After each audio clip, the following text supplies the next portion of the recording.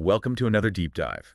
Today, we're taking a closer look at solo leveling. Specifically, we'll be exploring the main character, Sung Jin-Woo. Right, Sung Jin-Woo, a character who's kind of taken the anime world by storm, For and good reason, I'd say. definitely. I Yeah. mean, this is the guy who went from being called the world's weakest hunter, Oof.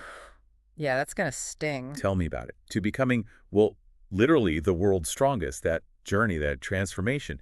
It's pretty gripping stuff. It kind of plays into that classic underdog story we all love, but But with a dark fantasy spin. exactly. Like, what happens when the most average guy suddenly gets this chance to become... Extraordinary. Yeah. So, for those who might be new to solo leveling, can you set the scene for us?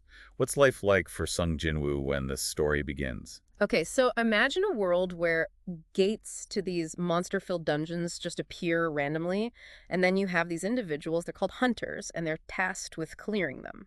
Sounds dangerous. Oh, it is. And then you have Jinwoo, he's an E-rank hunter, the lowest rank you can get. Really, the lowest. The lowest. And he's struggling to even survive in the most basic dungeons. Wow. So we're not talking about a seasoned warrior with a hidden power or something. Nope. This is a guy who is genuinely at the bottom rung. So how does he manage? He's constantly facing near-death experiences, barely scraping by financially, trying to take care of his sick mother and his younger sister. Man, that's rough. It's kind of hard to imagine him becoming this incredibly powerful figure knowing all that. Yeah, it really makes you wonder how much those early struggles actually shaped him, you know? Like, would he have become the same Sung Jin-Woo without all that hardship and desperation? That's a great point. But before we get into that, how does he even make that jump from zero to hero? What happens that sets off this crazy transformation? Well, it all starts with the double dungeon. You double dungeon. Yeah, it's this incredibly dangerous, almost unheard of phenomenon. And Jinwoo gets caught in one. Yeah, it's not looking good. But instead of dying, which, let's face it, is what pretty much everyone expected, he encounters this mysterious system. The system. Yeah. It's like every gamer's dream come true, right? It is. Imagine someone just injected video game mechanics into real life. Yeah. He starts getting quests, gaining stats and skills, leveling up, all while battling these terrifying monsters. Wow. It really is.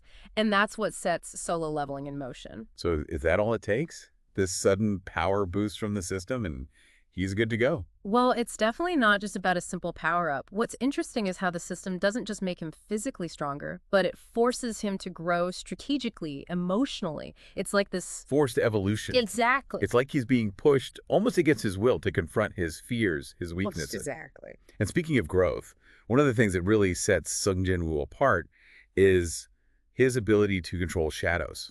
I mean, that's pretty unique. Oh, yeah. It's not just about summoning a few spooky figures. We're talking about him becoming the Shadow Monarch. The Shadow Monarch. The Shadow Monarch, capable of controlling a whole army of shadow soldiers, including some really powerful beings he's defeated in the past. Hold on. He can revive his enemies as his own shadow soldiers. Yep. Talk about adding insult to injury, right? Definitely. But think about it from a strategic point of view. Every tough opponent he defeats could potentially become a new addition to his forces. Okay, yeah, that's Pretty powerful. pretty powerful. So is there anything he can't extract shadows from? That's a good question, and one that's explored more as the story goes on. Let's just say there are limits, but they might not be what you expect. Ooh, mysterious. Well, we've got this guy who's practically on death's door, suddenly granted this system that supercharges his abilities, and now he's leading an army of shadows. That's like the ultimate power fantasy. It is, and it's definitely a big part of what draws people to the story, but I think if Sung Jin-Woo were just about raw power, he wouldn't be nearly as popular as he is. Okay, so what else is there? What's beneath the surface? Well, in part 2, we're going to dive into what really makes him tick, the motivations, the internal conflicts, the choices that make him more than just a powerful hunter. Welcome back to our deep dive into the world of solo leveling and the fascinating character of Sung Jin-Woo. So last time we left off with Sung Jin-Woo as this powerhouse with an army of shadows at his command. Yeah. But you were saying there's more to him than just brute force. Right, like what's driving him? Why do we as viewers, as readers, actually find ourselves rooting for this guy? It's a good question. I mean, on the surface, he's this incredibly powerful figure, often ruthless, almost a bit detached at times. But beneath all that, what really makes him compelling, I think, is this unwavering love for his family. Family, huh? I've seen a lot of action anime where the main character is driven by revenge, maybe a thirst for power, but family doesn't always play a big role. It's true, but for Sung Jin-Woo, it's a core part of who he is. So how does this love for his family actually manifest in his actions? Well, think back to his early days, back when he was struggling as an E-rank hunter. Constantly getting injured, barely surviving those dungeon runs. Exactly. He constantly put himself in danger, risking his life, all to earn enough money to support his mom and his sister. Yeah, he was practically a walking bandage at that point. Yeah. It would have been easier to just give up, right? Yeah. To say it wasn't worth the risk. You'd think so. But he didn't. And it goes beyond just the financial support, too. He was fiercely protective, especially of his sister, Jaina. Oh, yeah. Remember that incident with those high orcs? Oh, man, yeah. He went ballistic. Totally flipped a switch. It was like this terrifying force of nature suddenly awakened. You do not mess with this guy's family. Nope, you don't. And that incident, I think, was a real turning point, not just in terms of his power, but also in how it showcased that deep-seated protective instinct he has. It's almost like his love for his family acts as a trigger, amplifying his powers, making him even stronger. Yeah, an emotional amplifier. But, I mean, does he ever let those emotions get the better of him? Does that protectiveness ever backfire? It's interesting you bring that up because one of the criticisms I've seen leveled at Sung Jin-Woo is that he can be overly ruthless, especially towards those who threaten his loved ones. Right. It's like he doesn't just neutralize the threat, it's complete annihilation. There's no hesitation, no mercy. It's like that switch flips again and he becomes this cold, almost emotionless killing machine. Some might say he goes beyond what's necessary. There's a darkness there. Yeah, there is. I get it. Protect your family at all costs. But there's a part of me that wonders, does that ruthlessness, that darkness, ever come back to haunt him? It's a question the story definitely grapples with. Does embracing that kind of power, even for seemingly noble reasons, have a lasting impact on his soul? It's something that definitely gets explored as he delves deeper into his role as the Shadow Monarch. Whoa, okay, getting deep here. I think I'm starting to understand why Sung Jin-Woo's character resonates with so many people. It's not just that he's this perfect, invincible hero, right? No, not at all. He's got flaws, internal conflicts, he makes tough decisions that aren't always black and white. It's that complexity that makes him relatable. I agree. It makes him feel human, despite having these extraordinary abilities. And speaking of relationships, we've talked about his family, but what about the connections he forms with others? Right. Humans and shadows alike. Exactly. Well, his relationship with Cha Hien is definitely a fan favorite. Oh, for sure. I mean, here's this S-rank hunter, one of the strongest in the world, and she falls for him. There's just something undeniably cool about that. It's a classic dynamic, but I think in their case, it goes beyond just the strong woman falls for the strong man trope. I agree.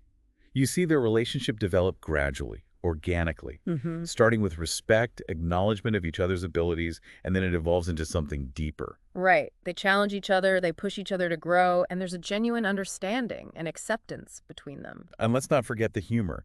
That scene where she's completely captivated by his unique mana scent.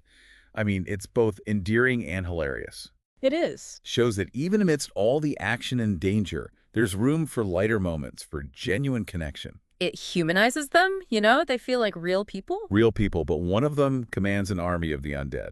Yeah. So what's that dynamic like? How does he interact with his shadow soldiers? It's fascinating, actually. He doesn't treat them like mindless slaves or tools. No. There's a sense of respect, even camaraderie. I love those moments when they're trying to impress him, like when Igris brings him that giant pile of monster heads as a gift, and then Iron starts copying him. Oh, yeah. It's hilarious. It's great. And it shows that despite his power, his often stoic demeanor, Sung Jin-Woo does have a sense of humor. He's not just this brooding, emotionless figure. He is more than that. He's also a surprisingly good leader. He doesn't rule through fear or intimidation. He earns their loyalty. He earns their loyalty by treating them with respect, even if he does call them idiots every now and then. It's endearing. It is. He sees their potential, their individuality. He even gives names to his elite shadows, strengthening that bond between them. It adds this whole other dimension to his character, He's not just a powerful hunter. He's a capable leader who inspires those around him. Okay, so we got this complex character, driven by love for his family, capable of both compassion and ruthless action, forming meaningful connections with humans and shadows alike. But we still haven't talked about how he actually got so powerful, about the epic battles he fights, and about his ultimate fate. I'm dying to know more. Well, hold on tight, because in part 3, we're diving deep into the technical aspects of his abilities, the challenges he faces, and the ultimate destiny of Sung Jin-Woo. It's going to be an epic conclusion to our deep dive. And we're back for the final part of our deep dive into solo leveling. We've covered a lot of ground with Sung Jin-Woo, his motivations, relationship. All those layers that make him so intriguing. Exactly. But we still need to talk about, the nitty-gritty of his powers.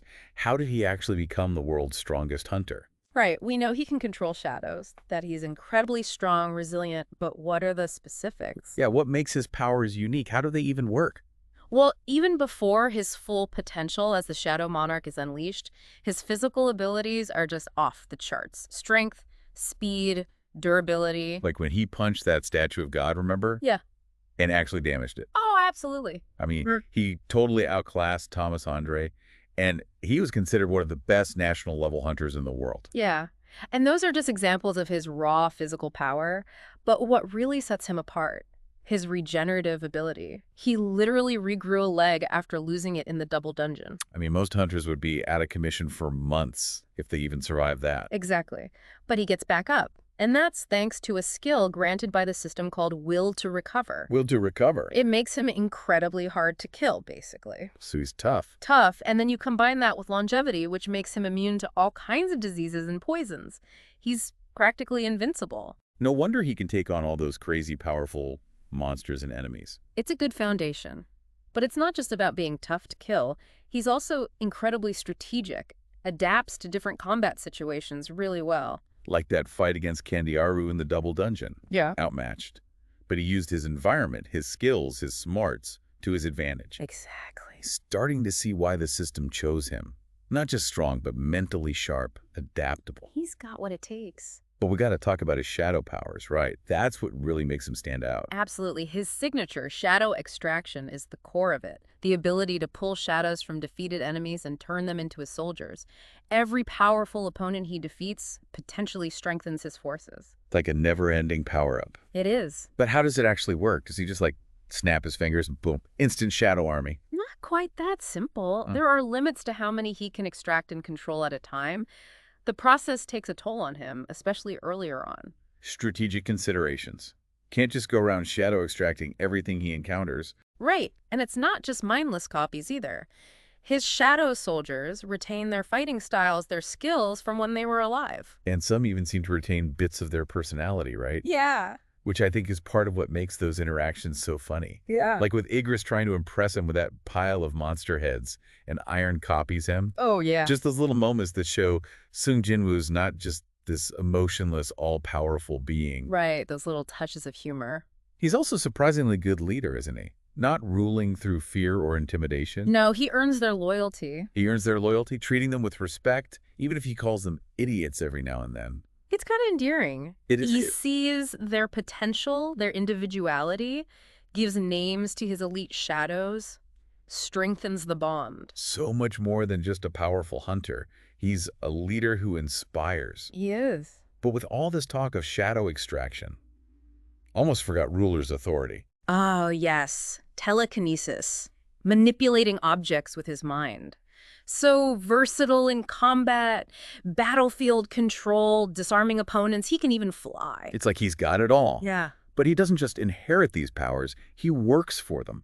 Trains constantly, pushes himself to the limit. That's important. The system gives him the opportunity, the tools, but it's his dedication, his will that really unlocks his potential. And that drive leads him to some truly epic battles. Oh, yeah, the battles. Can't talk about Sung Jin-Woo without those giant monsters, powerful mages, other monarchs. The fight against the Ant King, pure visual spectacle, clash of titans, and you see his strategy at work using his shadow army, the environment, everything. And then there's the confrontation with the ruler, Silid. Intense. Pushed to his absolute limit. Those battles aren't just about flashy action. They're about his resilience, his determination to protect humanity. And then his final showdown with Antares, the strongest monarch. Legendary. Legendary. The culmination of his journey, fighting for the fate of the world. And he wins. But it comes at a cost. A huge cost. He sacrifices himself to defeat Antares, using the Cup of Reincarnation to reset the world. It's bittersweet, but I think it really speaks to his character. Willing to give up everything to protect those he loves and ensure a future for humanity. but death can't stop Sung Jin-Woo. Right. In the revised timeline, he's reborn, keeps his memories, his powers, a second chance, a normal life with Chazy Heian. It's a fitting ending. It is. Started as the world's weakest hunter, battling fear and insecurity. But through sheer will and the system, he becomes this legend, the symbol of strength, resilience. Sung Jin-Woo's story, it's a testament to the power of the human spirit. Even against overwhelming odds, we can overcome anything. Driven by love, determination, belief in ourselves. Next time you're feeling overwhelmed, remember Sung Jin-Woo. Remember that E-rank hunter who became a legend. That potential for greatness is within us all. And who knows, maybe we all have a hidden system waiting to be activated. Thanks for joining us for this deep dive into the world of solo leveling and the incredible journey of Sung Jin-Woo. If you enjoyed the episode, like, share, and subscribe to support the channel.